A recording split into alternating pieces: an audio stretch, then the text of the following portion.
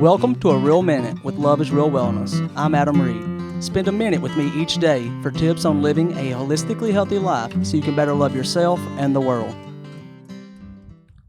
Hey everybody, today I want to talk about how I know God is real, and also how that my hair is sticking up right down the front. But also, anyway, Mark 12:30 says to love God with all your heart and mind and soul and strength. And the hard part for me was loving God with all of my mind, or not questioning Him. So I've spent my whole life studying biology and science and have a scientific mind, which in essence just means that you always ask why. You want to know how that thing happened. And I had trouble with faith and just believing things just because God said to believe them and not needing to prove that. And then I was in my backyard and I was reading my Bible, and I thought, drinking coffee like I do every morning. I did the same thing here today in Zion National Park, which is what made me want to do this video. I thought, well, I know as much about biology as anybody I'll ever know. At least I think that's true. And then, but I can't explain all the life that's going on in this backyard. I could spend my whole life studying this backyard and not be able to do it. So the complexity and the intricacies of life are so extreme. And in that moment, I thought, parsimony, right? So in science, if there's two different ways that something could have happened and we can't prove which one, we go with the one that was most likely, and that means the one that took the least amount of variables to happen.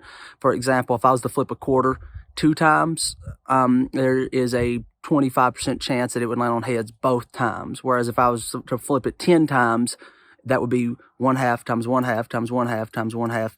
10 times. I don't know what that number is, but it's really, really small. So the least amount of variables means that something is more likely to happen. So, and I was looking at that backyard, yes, everything could have happened randomly. There could have been that one cell that then was engulfed another one to become a eukaryote, and all these different steps. Or there could have been one variable, that there was a God that was behind it all. And to me, that parsimony, not only do I believe in my heart that He is real, but science says He has to be real because it is the most likely thing to have occurred. It requires the least amount of variables. There's only one variable. That means all of this life could have happened. And that one variable is that there is a God who made that thing happen, who was the driving force behind it all. So, yes, everything could have happened randomly.